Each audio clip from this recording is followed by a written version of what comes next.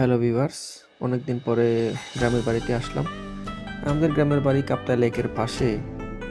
তাই বাড়িতে আসলে আমি প্রতিবারই চেষ্টা করি কাপ্তাই লেকের মাছ প্রাণ ভরে খাওয়ার জন্য। তাই লেকের মাছের খোঁজে আমি মাছের কালেকশন পয়েন্ট এখানে আসলাম। এখানে জেলেরা মাছ বিক্রি করতে নিয়ে আসে, ব্যবসায়ীরা এখান থেকে কিনে রাঙামাটিতে নিয়ে যায়। এখান থেকে দেশের বিভিন্ন অঞ্চলে মাছগুলো ট্রান্সফার করা হয় আর কি। তো আমি 4টা মাছ নিয়েছি, 2টা তেলাপিয়া, একটা রুই আর একটা হচ্ছে মৃগেল মাছ। বাড়িতে নিয়ে এসে আমার ছেলে এগুলো নিয়ে গবেষণা করতেছে। সে আসলে আগে এভাবে মাছ দেখে নাই আর কি, ছবিতে কিংবা ভিডিওতে সে দেখছিল, তাই এগুলো নিয়ে এসে খুব কৌতূহল নিয়ে দেখতেছে। এখন মাছগুলা পরিষ্কার করা হচ্ছে।